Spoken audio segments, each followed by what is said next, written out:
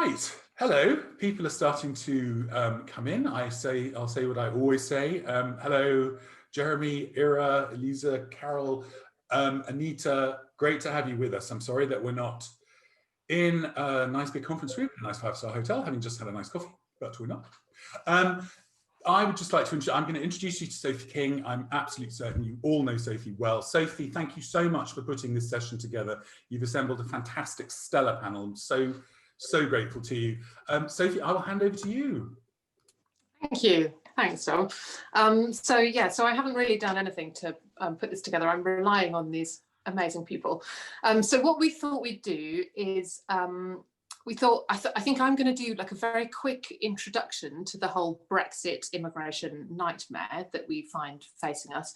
And then I'm going to ask Anthony to give a quick overview of the UK, given that the UK is kind of on one half of this problem and everywhere else is on the other half. And then what we wanted to do, because we've only got an hour rather than sort of 27 hours, we thought we'd just look at kind of high level categories of employee or type of assignment and try and provide some helpful advice about the risks that people might be facing or that our clients are facing and how we recommend we approach those risks. So I'll just kick it off because also we want to try and leave some time for questions. So I wanted to say that too, if anybody has questions, do stick them in the Q&A and I'm going to keep an eye on that and try and sort of drop them in as they come in. But if we can't answer them all, then we will attempt to answer them later after the webinar. And also we can't really answer anything that's too specific or personal. So anything that's got like really personal details in it, we can't really talk about that in such a big group. So, okay, so if we start with the kind of headline, I just wanted to kind of set the scene, which is really that when you think about Brexit and the impact of Brexit on immigration, there are a few different categories that you can usefully kind of divide things up into. And personally, I find it easier to manage when you sort of chop it down into these bite-sized chunks. So the first thing I would say is it's always sensible to think about the immigration impact in terms of individual employees or individual people who are in their country, whatever country they're in, before the end of 2020, so before the kind of final Brexit moment, and people who are coming now. So whenever you're thinking about, oh, what does Brexit mean? First of all, think that, like, was that person there before, or have they come afterwards, or are they planning to come afterwards? So that's two very distinct categories to kind of get in your head to start with. And maybe that's like a little bit obvious, but I think it's helpful to have that kind of set down first. And then after that, I think it's helpful to look at your employees or at your clients' employees in 4 separate groups. And I would categorize those as, number 1, local long-term employees. So for example, somebody moving from the UK and they're going to France and they're going to have a contract in France and work in France for a year or a couple of years or something like that. That's one type of scenario, and that's actually quite straightforward. They're basically going to need a work permit. Then you've got a second group, which is people who are on an assignment or a detachment. So maybe you've got a UK national staying on UK contract being sent on assignment to Belgium for a certain amount of time, or maybe you've got a Belgian person staying on Belgian payroll, Belgian contract, and they're being sent to the UK for a few months. That's a different category.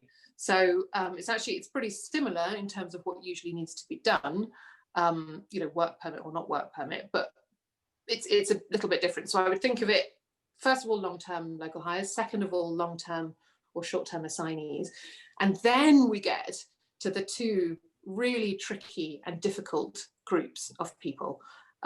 One of those is cross-border workers or frontier workers, and this amazing panel has got a lot to say about that. So cross-border workers are people who live in one country but commute across a border and work in another country. So if you think of a person who lives in the UK but they commute to Amsterdam 3 times a week, or somebody who lives in Northern Ireland but goes into the Republic of Ireland, every week or so, or somebody who lives in Paris but comes over to London on the Eurostar a couple of days a week. These people are cross-border workers, or sometimes the UK term is frontier workers. So that's a category that's really complicated, especially because you can consider you know, it's not just necessarily somebody from the UK who's commuting over to Amsterdam. You might have a UK national resident in Amsterdam who's commuting over the border to Belgium. So you get into all sorts of tricky scenarios with that one. And then finally, the fourth category of people that we wanted to draw your attention to are business travellers. So people from the UK travelling for business meetings and that type of thing into the EU, into the Schengen area and the other EU countries who are not in the Schengen, and vice versa, EU nationals coming into the UK for business trips. And that's far more complicated than it used to be because for two main reasons. Number one, limited durations of stay, and number two, the distinction about what activity really genuinely is a business activity and what activity might actually constitute working and therefore need a work permit. And for the most part, this panel, when we've talked about it, we tend to think that the biggest risk is really the UK people going into Europe rather than the other way around, because UK people, the rules are different in every EU member state, and I doubt very much that most UK companies, HR people or employees are used to having to worry about that side of things. So anyway, so I don't want to talk too much. I've already gone a minute over my allotted 5 minutes that I gave myself, but that's the kind of sort of setting that we wanted to start with. If you think of Brexit in these separate groups, long-term, short-term, cross-border and business travel, and if you think of it as people who've either been in the country before or people who are coming after January, that's the kind of good framework to start off thinking about this. And then Anthony, will you please tell us a bit about the UK, because I thought we could have a little bit more detail about what the UK is doing. And I'm going to mute myself while you. Yes, yeah, sure. I'll try and sort of keep to the same framework as you did in terms of dealing with workers. Now, obviously, I don't want to bore people with you know, all the ins and outs of immigration to the UK. Although, you know, I know everyone's obviously vastly interested to hear what I've got to say on these things. But certainly, you know, as you were saying, you know, we're all quite familiar that basically freedom of movement as we knew it and the transition period came to an end at 11 p.m. on the 31st of December. So we're now in the post-transition world where everybody has got to get used to almost a new visa system, although for many people it will look quite familiar. So, you know, as you were saying earlier, there we are really looking at two types of groups when we talk about EU nationals these days. First, you've got that first group who were resident here before the end of the transition period, and of course you've now got all those people that, for whatever reason, didn't manage to make it over and set foot in the UK before 11 p.m. And now considered, you know, to require visas if they want to come to the UK for whatever reason. Obviously, it's not quite that simple. Now, what the UK government hopes is that, and certainly we hope, is that for all those people that were resident in the UK or were able to prove some sort of residency here prior to the cut-off, that they have, you know, made steps and they've gone ahead and they've applied for pre-settled or settled status. But of course, there are lots of people that, for whatever reason, are residents in the UK but haven't had an opportunity to make those applications. Obviously, they've got until the 30th of June this year to make that application. And if not, then, well, you know, what happens to you? We don't know yet. The government haven't really said what they're going to do with these people. But you've got to think of those people that, you know, may not have internet access, may not be able to get to a library, you know, victims of domestic violence that, you know, are under so much control from their abusive partners that, you know, they're not allowed to go out and get a status. So, you know, there's all these groups that the sort of, you know, the immigration population are kind of worried about. So, you know, but hopefully by the 30th of June, all these people that are able to apply for it will apply for it, and that's the great hope. And we've certainly been helping a lot of people with those applications. And of course, the big change with the end of freedom of movement is that it's no longer possible for EU nationals to simply arrive in the UK and start work or study or live here. You know, that opportunity has now disappeared.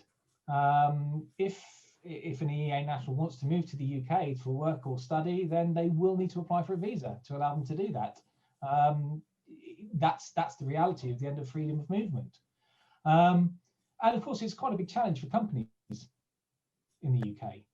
Companies are quite used to sort of hiring from a European population.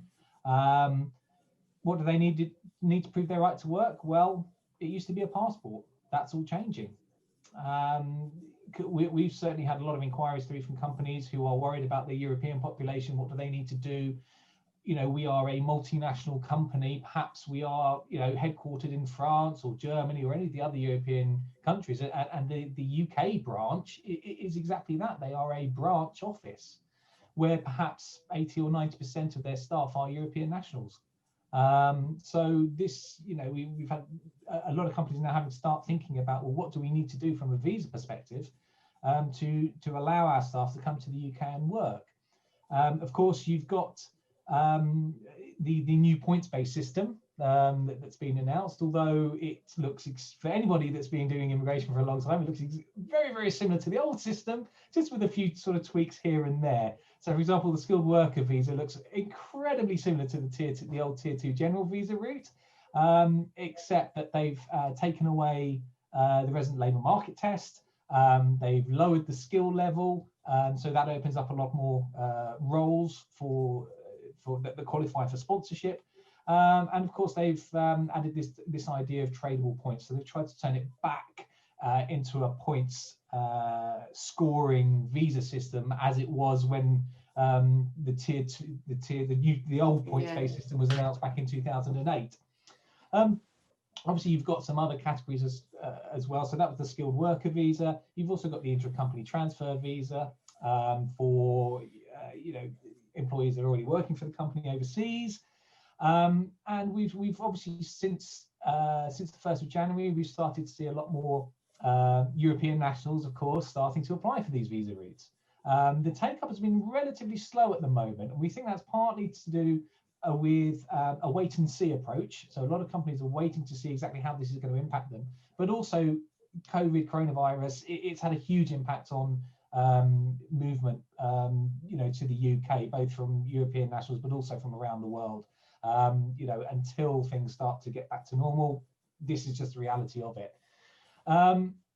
So I don't want to spend too much time because I know other people have got a lot to say as well. I'll quickly cover frontier workers as well. There is scope within the rules for those frontier workers. So from a UK perspective, we're looking at those based in the EU that are coming to the UK for work. So there is a frontier worker permit that allows people to do that. The only things to be aware of on that is that you will have to have proved that you were working in the UK prior to the end of the transition period. So if you haven't worked in the UK yet, then you can't benefit from this new frontier worker permit. You will, of course, have to go down the skilled worker or the intra-company transfer route. So effectively, the government have said from 1st of January 2021 onwards, all European nationals will be treated exactly the same as every other country national. And the only way that you can work in the UK without a visa is if you are able to produce a British or Irish passport. Yeah. So I think that's probably more than my 5 minutes, but I'll let.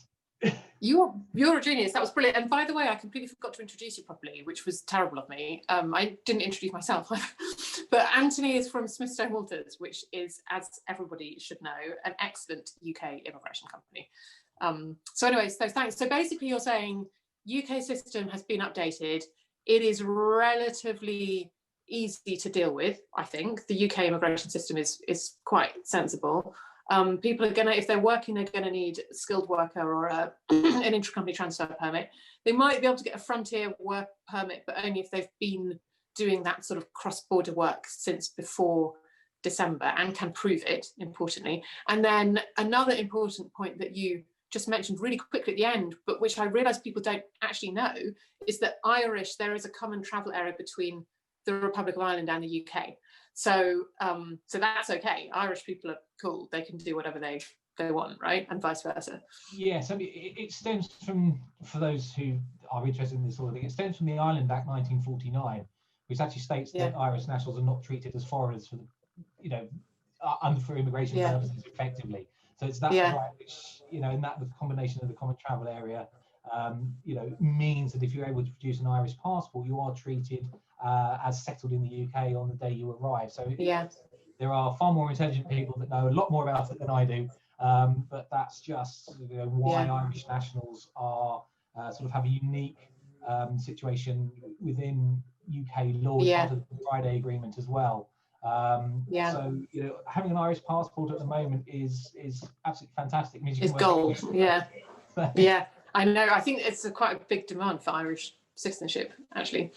But obviously Irish nationality rather than just Irish residency is the thing, you know. So if you've got a French person with a residence permit in Ireland, that's not enough. They need to actually have an Irish passport. And one quick question for you also, actually, before we move on, we've got one in the Q&A. So this is about family members, which I think a lot of people are going to want to know about. If you have, for example, a UK person who's lived out of the UK for years and years and years, and now they're coming back to the UK, but with a non-UK spouse or child or something like that, you know, so the example is an Italian spouse, then what are they applying for? Well, because you've still got the surrender sing arrangements, which people can benefit for. So if you're a UK national, you can prove that you're exercising your treaty rights in another European country, and you're bringing a non-EU, you're bringing a non-EU national. So this is an EU national, but a UK national bringing an EU national back to the UK.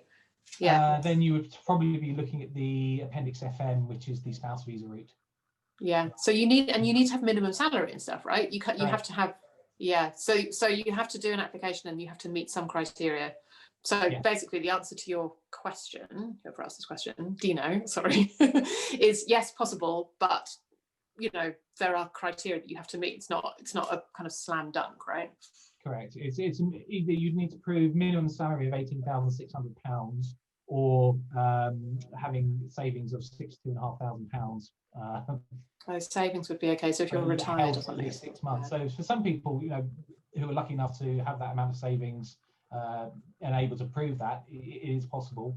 Otherwise, in terms of earnings, it's, you know, for some people, meeting that financial requirement is quite difficult. And there have been some discussions relatively recently as to whether they're considering scrapping that requirement. But at the moment, it's still there. You know, it has. If you don't meet those requirements, you can't apply for the visa. Okay. Okay. Cool. Yeah, well, a lot to navigate, right? All right, okay, thank you. So let's move on. So, so what I thought we'd do next, because we don't have time to talk about each country, I thought I'd just ask these guys what they thought were the biggest risk areas and what they think should be done about those, or the most kind of interesting and challenging and knotty little points of Brexit. So I don't really know who to start with, so I'm going to pick on you, Dita, since you're unmuted already. Tell us, what do you think is the most terrible thing, and you know, what are you worried about? And what should we all do? So, first of all, thank you for having me. My name is Dieter. I'm a German immigration lawyer. And in my opinion, we are facing two big challenges and risks related to Brexit. The first is to adapt to the situation that from the 1st of January 2021 onwards, German immigration law applies to all new British nationals entering Germany, including business visitors. And the second risk and challenge is to determine if the old British nationals, which have been living in Germany or commuting to Germany as a frontier worker before the 31st of December 2020, are eligible to rights under the withdrawal agreement EU-UK, respectively the supplementary German national law. For time reasons, I will only talk about business travelers at the moment, because this is, I think, the biggest risk that we are facing. Concerning these business travelers, we need to assess or say that we're talking about trips to Germany for up to 90 days. Everything over 90 days, we would be looking at long-term German immigration options, and we have several long-term immigration options available: a blue card, an ICT card, work permit, or residence permit for work purpose. This is all possible, but I think for the moment, the short-term business travelers are the main reason we are having this discussion today. And the problem is that it is different or difficult to differ between permitted activities as a business traveler and what goes over the permitted activities and what requires a German work permit. So British nationals are allowed to enter Germany for up to 90 days in any 180-day time period without requiring a Schengen visa. And generally within such visa-free stays, work in Germany is not permitted. There are provisions in the Trade and Commerce Agreement, TCA, between the European Union and the UK, which includes provisions concerning short-term business visitors. And in attachment Servin 3, there are also expressly activities mentioned. So this is one source that we have to determine what is allowed, what is not allowed. And then in addition, we have German national law. And according to German national law, certain activities of business travelers are permitted under a visa-free state because they are not considered as work. We have a fiction that certain activities are not considered as work. They are work, but they're not considered as work. And this is the way how we get around having to apply for work permits. And some activities which are allowed under German law could be activities of executive staff members of a foreign company operating outside of Germany. And these activities are allowed in Germany for 90 days in any 180-day time period. Second option would be activities of business travelers. These activities are also allowed for 90 days in any 180-day time period. These are the classic activities such as participation in meetings with German business partners, contract negotiations, and the conclusion of contracts. Also permitted is the supervision of the performance of contracts and participation in exhibitions, fairs, or conferences.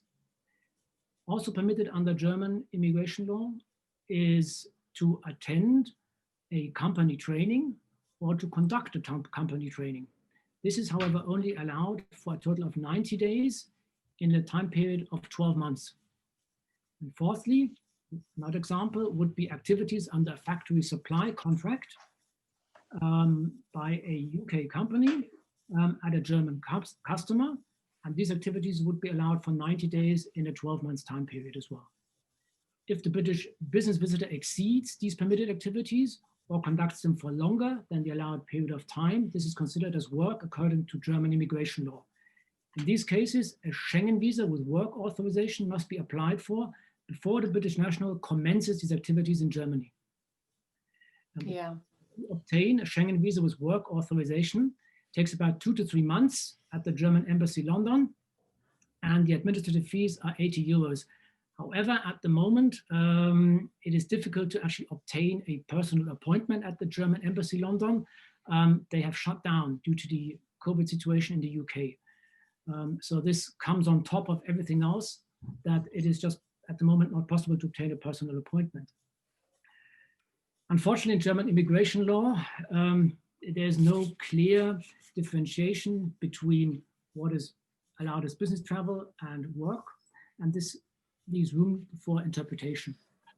So it is considered as work if the activity in Germany goes beyond the mere holding of business meetings and making offers, because it already involves the performance of the agreed service for which a remuneration is paid.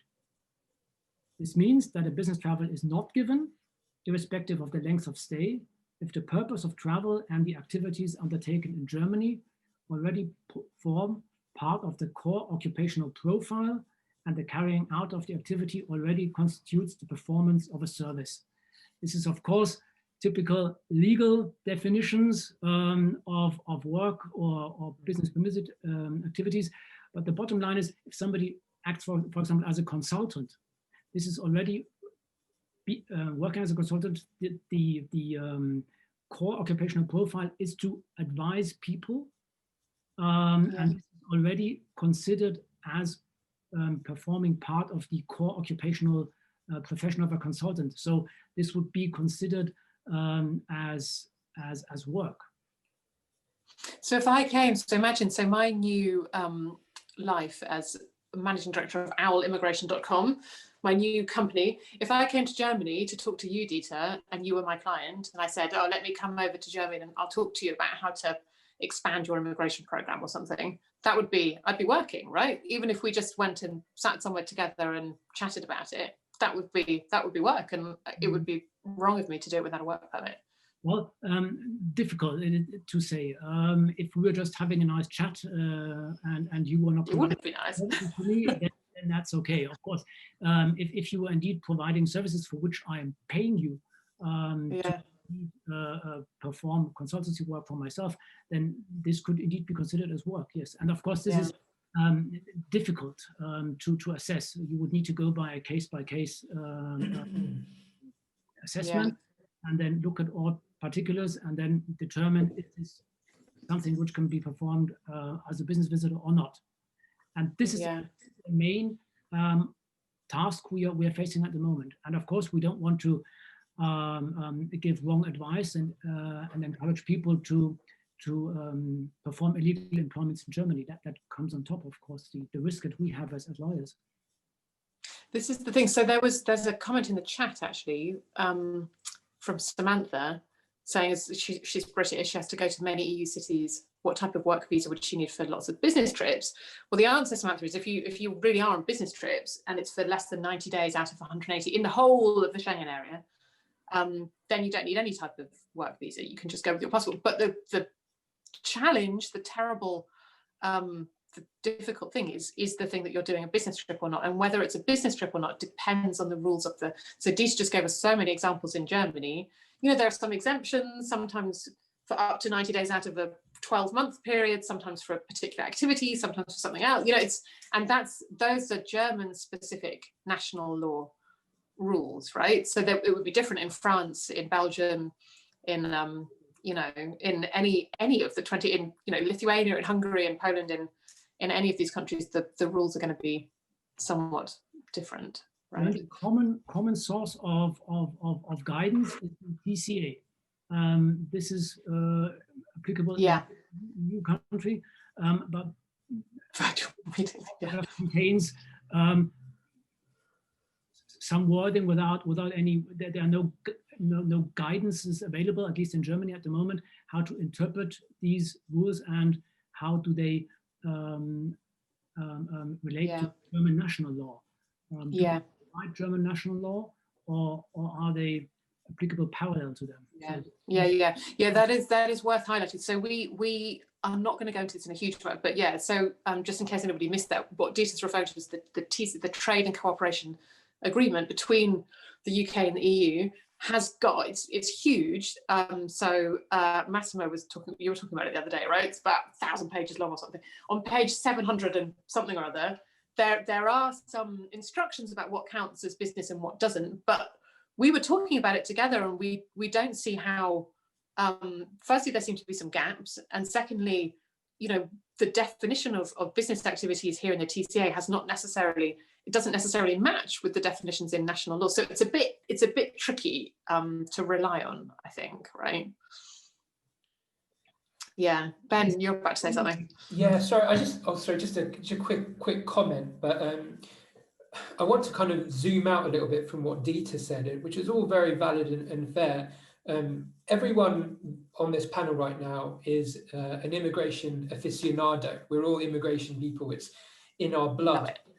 However, I want to speak to many of the people that are watching this. There's over 90 of them that are not necessarily immigration people like we are. They're maybe relocation focused or look at other service areas. And I almost want to put myself in their shoes. And what I think this boils down to is the age-old kind of debate between compliance that we are. I'm not saying that anyone is and isn't, but there's the compliance versus the risk. And what I think one of the challenges, the big challenges of our time ahead, and I'm a global practitioner, I work with the Massimos and the Fionas and the Dieters of this world, is what I will be doing, or what I think we need to do on the, thinking about the clients, is putting more pressure on Dieter actually, or let's pick on Massimo, putting more pressure on Massimo and saying, you know what, Massimo, being grey is not good enough anymore. I need specific details as to what I can do, how long I can do it for, where I can do it, and that's what I think relocation practitioners will want to know. I think that's what clients will want to know. So we really need to investigate, and if we need to argue, we'll argue. If but we need to compromise, and I think immigration practitioners need to be more entrepreneurial and maybe compliant but flexible. And I think maybe on the non-immigration side, they also need to be aware to, Fiona's giving me a look now, she's on the tongue, but maybe on the relocation side, they also need to be aware of where the lines are. That's my thought. Can't be complacent around law. Excuse me. You can't be flexibly compliant, but you can be flexible. I think you can, well, go on. We can't be, excuse me, I totally disagree on this concept, is that we can't be flexible. We can state what the law says. Yes. It's for the client to take. And we can help the client be flexible. Yeah. We need to be more pragmatic, I guess. Yes, we need to find solutions. Yes, we need to encourage lobbying. That's very important. Yes. And that, I think that all immigration people need to push this up, and especially today. And around the business travel. So Massimo, you can have the joy of going in on this one. I'll come back afterwards. Ben wants to everyone's ganging up on me now, but it's fine. I'll take it. But I realize that sometimes the law says one thing, the client wants something else, and then you go into a conversation with the authorities. And what I always try to do is, look, I have this scenario, and we're trying to do this. How can I make this a compliant situation? And then I try to come to an agreement with the authorities in writing. And then I go back to my client, and there will never be any problem. Although it's not entirely written in law what I'm doing for my client or what the client will be doing. So I agree a bit with Ben that it's not all black and white. But you don't want it to be gray anymore, so let's call it brown then. I mean, brown. But also, I think there's a possibility. So yeah, you can't be flexible with the law because the law is the law, right? But you can be flexible with what you're doing, So that's what you're all saying, I think. But you can say to the client. So a client can say, "Look, I want to go to, Brussels, and I want to, spend." 4 months installing this piece of machinery and signing all these contracts and doing all this stuff. And you can say to them, look, you can't do any of that stuff without a work permit. But if you can be flexible with what you are doing and do those elements, like give those to your Belgian colleagues, and maybe you can come and have a meeting or two, you can do that, right? Like you can adjust what the client is wanting to do so that it fits within a more user-friendly scenario for them, and they don't have to spend all of their time and money getting dozens of work permits, right? And it will require just a quick point. It will require greater collaboration between an understanding of the relocation companies that we might be working with, or also I know we won't go into it, but the tax side as well. That's very complicated. It's not just simply counting the days. So it requires a more mindful approach, is what I'm trying to angle at. I do agree with you on that, Ben. And yes, I think that there has to be a much more collaborative approach to this. And that I think that it's fantastic, because I think that if we're working with relocation companies, it means that we're opening up a lot more to what our side of the global mobility is, and that there has to be a deep understanding about this and an approach with the clients, because yes, there is strategies. Massimo has said so rightly that there are times when one goes into an administration and say, look, I have a real problem here. What can you do? And yes, they do it. I mean, I can say very proudly, we brought in 50 Chinese nationals in April during lockdown. So you can negotiate, and when it's necessary, you do get things as such. But I think that also there's one thing that we haven't mentioned here, Sophie, is what about suggesting rotation? Rotation, yes. Well, Fiona, would you like to talk to us about rotation?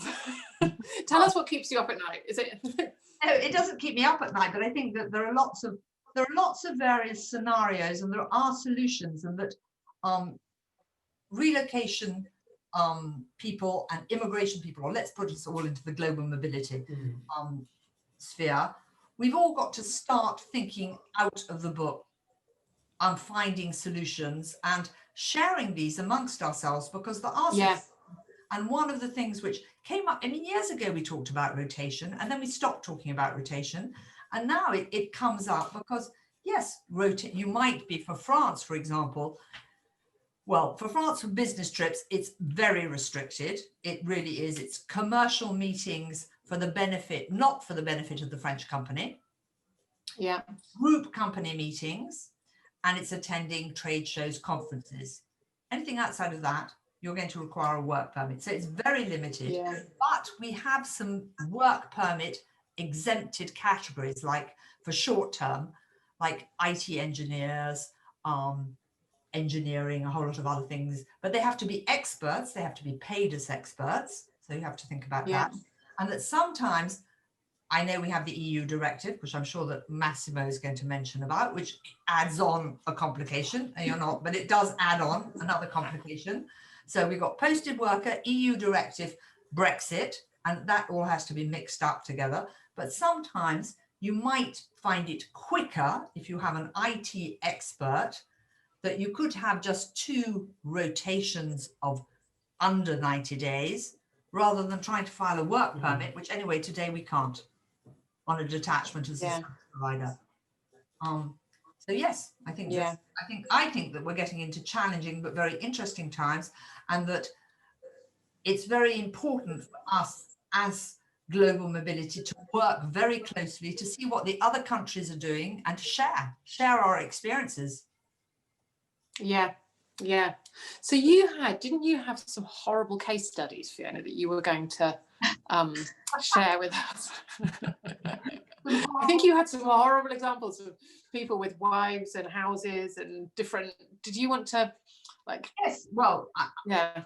I mean, the first one, which isn't really even a case study, is the fact that British nationals have been used to traveling all over Europe for business.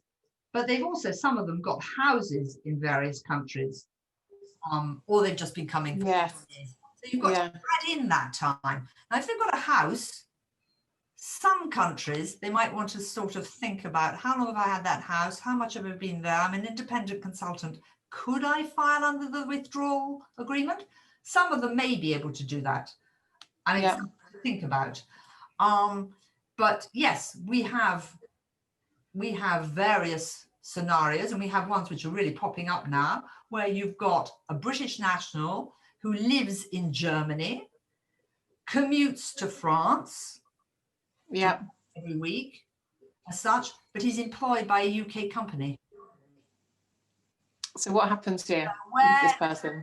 So Dieter, please correct me if I'm wrong, but if he's living in Germany, so he's spending all his weekends and probably most of his holidays there. And he was there before, right? He was there before 11 p.m. We're getting the principle that he was there before, on which this person was there before. In my opinion, he's going to be over the 90 days. So he's going to have a residence permit for Germany, even if he's not working there. For France, he's going to have a permit where he's on detachment from the UK. So so in Germany, he has to remember to get his residence permit in Germany, right? Yes. So he should be doing that. Oh, DC, you've gone silent. We can't hear you anymore. No, sounds right. Oh, there you are. There you are. Yeah. Okay, cool. So he gets his German residence permit, and then he has to get a French detachment, but he's not being detached from Germany. He's being detached from the UK. But he applies nonetheless under this scenario. Yes. And work permit if he stays over his 90 days. He has to have posted worker filing. Yeah. That is corrected. A1, there we go. And A1, it's not confirmed. So there we are.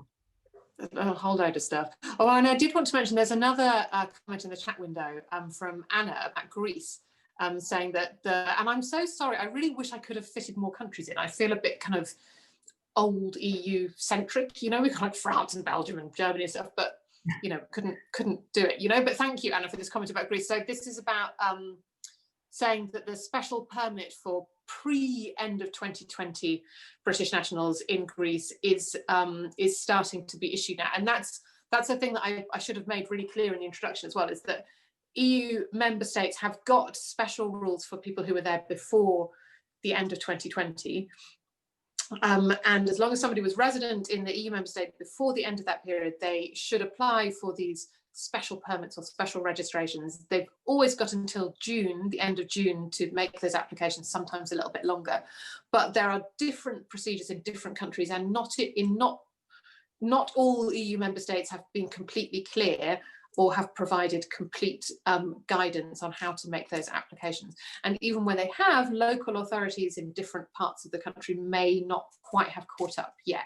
So you've got till the end of June, or your clients have got till the end of June, but it is going to vary country by country and even region by region. As they're saying in Greece, it's starting to be issued, but it's not completely updated yet, but they're getting there, right? So if I may add, yes. what I also experienced is that those UK nationals that have obtained or are going to obtain such a permit, they have the wrong feeling that this card is as if I'm still an EU national, but the card only exactly for that specific host country. Because I had a case recently, a UK national working and residing in the Netherlands, and then he was going to move to Belgium with his family, working and residing in Belgium. I was like, okay, I can come over as if I'm an EU national now. It's like, it doesn't really work like that. So that's something that people should realize. You're only protected. You know, for years, for literally decades, I've been fielding questions mostly from Americans. You know, they want an EU work permit. How can I get myself a work permit for the EU, they say, you know? Or I'm going to move to the Netherlands and it's great because then I'll be able to work in the EU. Yeah, but you won't until you've been there 5 years and got your passport. And now I sort of can't believe it, 20 years later, and it's my own compatriots who are still asking this question all of a sudden, you know, like, can you? And yeah, you can't, can you? You know, it's one country at a time, right? Which makes me think that if I were a UK national, I would be disappointed in the negotiation skills of my government. Yeah, there's a lot more you'd be disappointed in, Russell. Seems like we as EU nationals, we only had to deal with the UK. And it's clear when we come over, you need to do this. But when a UK national wants to come to the EU, it's 27 different legislations. Which also makes you realize that the EU, we were strong against the UK United Front, but we're still 27 different countries with their own interpretations and different national legislations. So we both have to go, I think. But can I ask one question to everybody? Have you all seen a huge increase in applications for nationality? Because there's been a huge increase here. I mean, it's like it's gone wild, and we have, I don't know, 3 inquiries a day just about, and from a lot of British nationals who don't even live in France, but one of their parents was French, things like that. And those are questions which, in my opinion, each country has its law about what you can ask your employees or your candidates, but those are questions which you can ask as well. Today in France, it's considered that it could be discriminatory when you are conducting an interview to ask a candidate if he's British, has he registered on the system? Because it's discriminatory to ask him, really. There's no law about it, but it could be considered. Okay. Well, it's easier in Germany. We have a registration obligation by law. So there you go. Everybody has to be registered in Germany within 40 days after moving into an accommodation. And you have to oblige to this obligation. What I'm seeing is twofold. One, Fiona, yes, the increase in citizenship inquiries has gone up. I saw the biggest increase after the Brexit referendum. As a first reaction, oh no, we are indeed leaving. I need to look at my family tree. Can I somehow obtain a German citizenship? And funny enough, German citizenship became very popular immediately after the Brexit referendum. And secondly, sometimes, although there's an obligation to register in Germany, we indeed have British nationals who haven't done this. They have been living in Germany for years and haven't even registered a residential address. So we had several cases where the people were living in Germany 6 to 8 years and only now have they registered their address. So this perception of having to register somewhere is not common, or some British nationals haven't bothered so far. But this is elemental to prove that you have been living in Germany as an old British national and are eligible to rights under the withdrawal agreement. So we have it by law, but the directive never came out, so nothing happens. Most EU countries, you are supposed to register. So France is unusual, and the UK was always unusual for not requiring EU nationals to really do anything. But most places you have to. But this is the thing, yeah. I mean, I have, you know, it's not just Germany. There are plenty of countries where there are British people who haven't done what they're supposed to have done. I guess they're not used to it. You know, they're not used to the concept of registering their address or applying for ID cards and that type of stuff. You know, maybe they're even opposed to it. As far as I can see, German authorities are pretty cooperative, so they're not coming down hard on the British nationals. They are accepting residence applications, even though they have gone way past the time in which. Yeah. Whereas here in France, we're already seeing people being controlled. The people who control them are the police officers, and they don't actually understand how it works. And we've had people who have been stopped and have been told that they were going to be fined because they didn't have a permit. So they just said, but we don't have to have we don't have to have anything until June. Yeah, and they don't, you know. But then this raises the question that Anthony brought up at the very beginning, which is what about all those people? So, you know, I don't know how much people kind of listening to this remember about the whole Windrush scandal in the UK, you know, but that whole thing was about people who had come to the UK totally legitimately, but couldn't prove it many years later. So we're getting into it, and that's obviously the issue with what we're. So just like you were saying, Anthony, you know, there could be people who don't have access to the internet, can't get to the library, you know, have a horrible person in their house who's not letting them, you know, that could totally happen. And then, you know, 10 years, 20 years, sometime down the track, are people going to be so forgiving as they might be in maybe July, you know? I don't know. I mean, even in July, will they be? I don't think that will be the case. I think it will be a hard stop. Yeah. I think the UK government's approach will be, well, you've had plenty of time to do something about your status.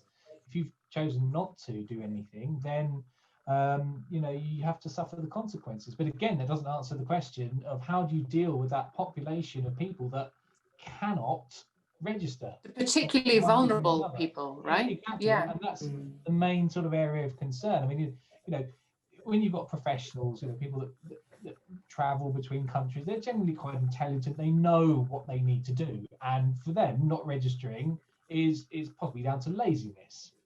To some extent, it's not that they don't know what they need to do. It's just that they haven't done it. Can't be bothered to do it. Yeah, they can't take 10 minutes out of their day to download the app and register. You know, it's a very, very straightforward process, and it's really, you know, that challenge of getting to those people that really need the help, who are going to be left in sort of the most vulnerable position. You know, they're in a vulnerable position already, but you know, post the 30th of June, what status do they have in the UK?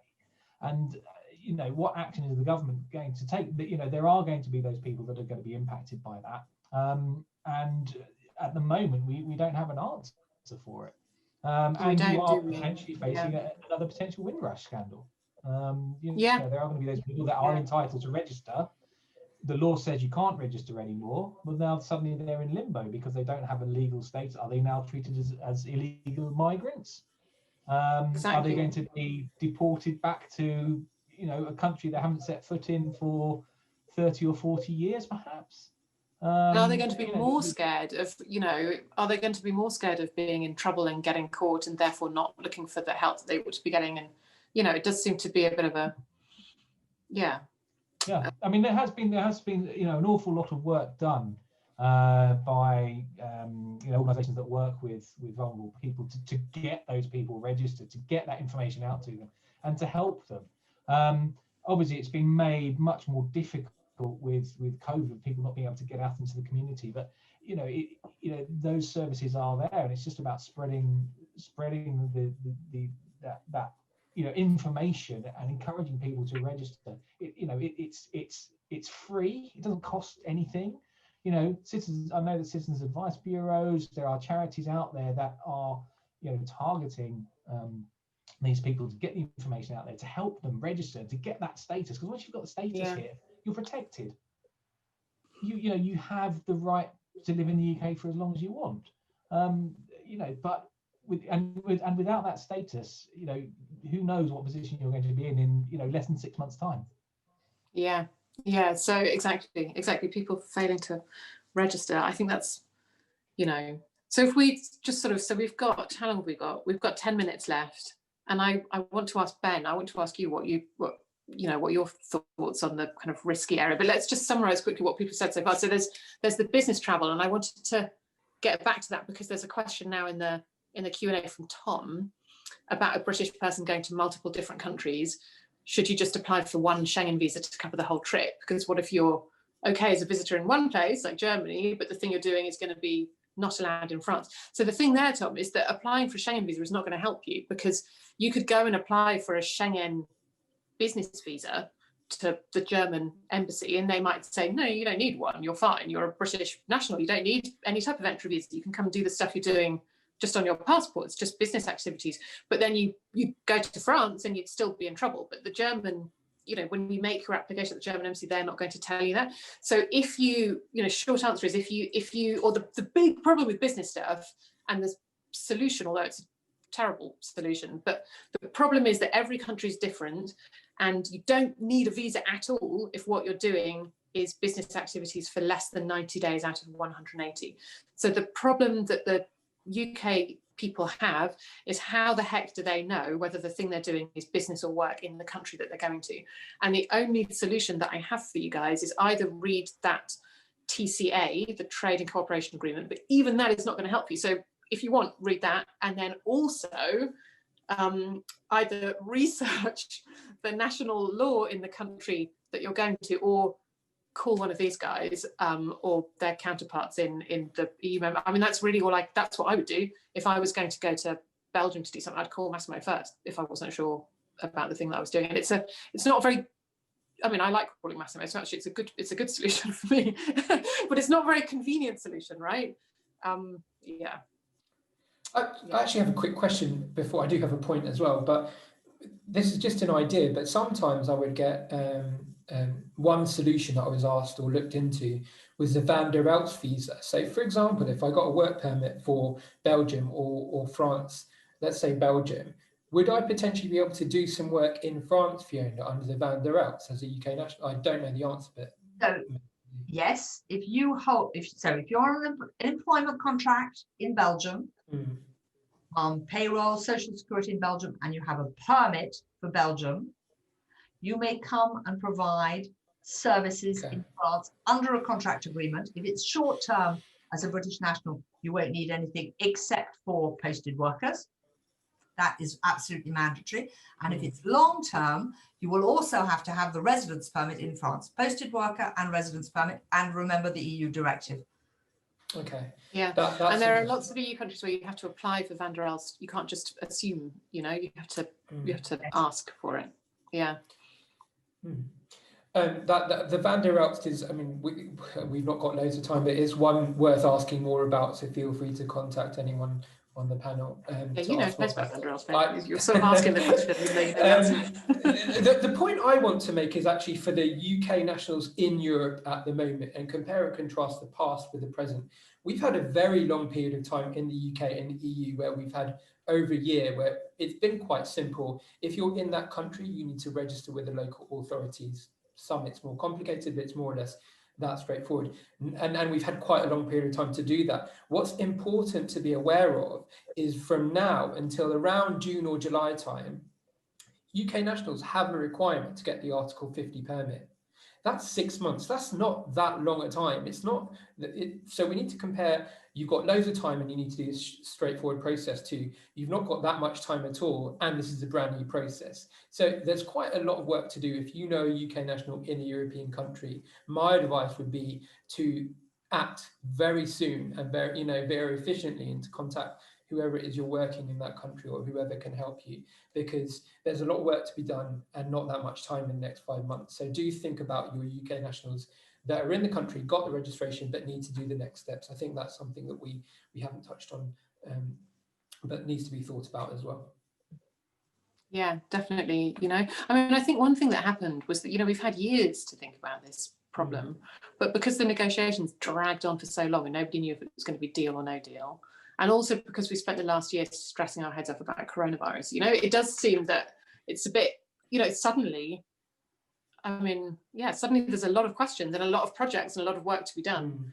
And it all seems last minute and like it shouldn't have turned out this way, but it has turned out this way. And, I know that each of us is rushed off our feet trying to help people with their questions and their sort of anxieties in this area, And correct me if I'm wrong, any of our Fiona, Dieter or Massimo, but a lot of the Article 50 permits require an in-person appointment at a time when many of our countries are in lockdown. I might be wrong, but from some of the reading I've done, you do need to go in person. And at the moment, that's just not possible, at least in the UK anyway. So for France, it's an online registration where you upload documents. If you've lived in France for under 5 years, you'll get a 5-year permit. If you've lived in France for over 5 years, you'll get a 10-year permit.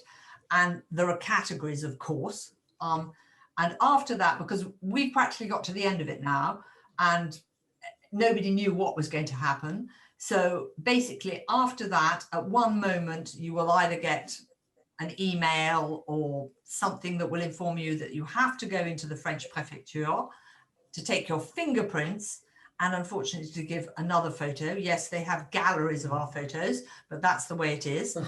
And then, so you're not required to give a birth certificate or a marriage certificate, which everybody was very surprised about because we're manic about that over here in France. And it's very simple, that part. And then, miracles, they will send you your permit. You don't even have to go in and collect it. So you only have to go in for your fingerprints.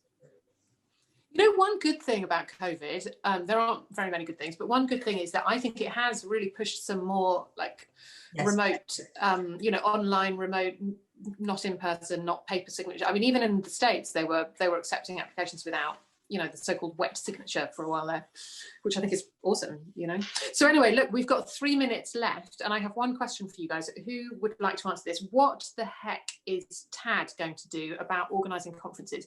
Is he going to be allowed to organise the Euro conference in Europe? Or will we have to just kiss goodbye to all of that? Can Tad come and do it, or will he have to get work permits in your countries? Welcome, Ted, in Belgium. It's okay. You can organise a conference. You won't need to. All right. Yeah, no problem at all. And I'll attend. Okay, cool. I can add a bit to that. I mean, we've run these, obviously outside the EU. We were in Goa and we were in Ho Chi Minh. And luckily for us, we have access to the greatest network of immigration expertise in the world. So we just asked the local members and they've been brilliant. And thus far, we haven't had to apply for business visas for running an event, but it's something, we have to check it. You're quite right. Thank you, Sophie. Yeah, just thought I'd, throw that one out there because Tab put it in the Q&A, I think. So I think that's it, right? We've run out of time. So I just to kind of reiterate, the biggest risk area, I think we all believe, is business travel. And if you have got people from the UK going to the EU as business visitors, you need to understand whether the thing they're doing is work or business. And the way to understand that is to talk to somebody in the country that they're going to who knows, Second biggest risk area is probably these cross-border workers and frontier workers and people who are hopping backwards and forwards. And again, if they've been doing that before, they're probably fine, as long as they've registered right. And if they're doing it later, they're probably going to need some type of work permit. And I would say the third biggest risk areas is people who are already there and should have registered and should have done what they needed to have done. And as Ben was saying, and as Dieter was saying, may not have done it and have, technically have till June or maybe later, but these things take time. There's a lot of stuff to filter out. So think about your business travelers, or your clients' business travelers, think about the people who are there but haven't registered yet and sort them out, and think about the cross-border people jumping backwards and forwards. New people who need their work permits, you're just going to be able to, you'll have to get work permits, but I think that's less likely to sort of sneak up and bite you later,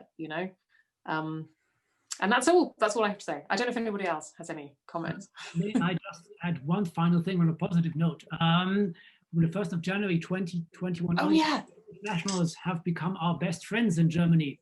The British nationals have been included in the list of privileged foreign nationals, and this makes things definitely more easier. It is easier to obtain a work permit for Germany, and subsequently a residence permit for work purpose as well.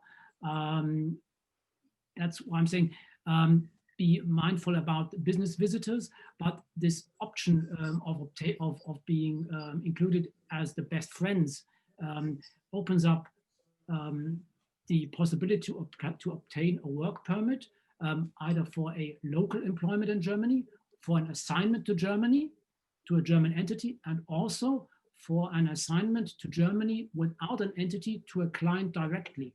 So one of the typical scenarios for a business travel is that you go and visit a client and you don't have a German entity. And this scenario is included, or this scenario can be dealt with this work permit under the best friends regulation. So this is indeed positive news for the British nationals. It is. Is it actually called best friends regulation? Yes. Like best of finder. So nice. Let's end with that. Yeah. I didn't know if it was appropriate, but I was looking for Queen best friend and to put it on. But this is my first ERA panel, so I think they have it in Panama as well. They have Países Amigos or something that's called best friends. Anyway, that's it. That's it from us, Dom. I have a quick comment. No, it's not. No, Ben, sorry, Just really quick one. So self-promotion can sometimes be awkward, but if anyone has comments or questions, then please look at Sophie's forum on her website. Oh, Ben, thank you. Thank you. So just a little shout out to her. And thank you. It's been a pleasure to talk with everyone as well. Oh, that's so nice. Yeah, I completely forgot. Yeah, I've please come to my forum. So it's on my new website, which is www.owlimmigration.com. And if you go in there, you can become part of, I'm making this immigration club, basically, where we can all talk to each other about this stuff. So thank you. Yeah. That's a terrific idea. Anthony, Massimo, Fiona, Dieter, Ben, thank you so much for your time. Thank you so much for your expertise. Sophie, thank you so much for putting this together. It's really been fascinating. It's brought up things. I think you've really honed in on exactly what it is that people need to concentrate on. Compliance is key, and you've really brought that to the fore. So thank you so much to all of you. Don't forget, next week, Immigration Symposium Part 2, the impact of the Biden administration. Sophie, thank you so much for moderating and putting that one together as well. This has been recorded, so I'll be editing that and getting it out to I meant to say, Sophie, 175 people were signed up, so it'll be going to the other 100 who didn't come in live, and so that's great. Thank you again to all of you. Great to see you. As you know, because we talked before, and most of you who are listening will probably already know that we've just had to pull the conference in Seville this year, and that will now be happening in 2022.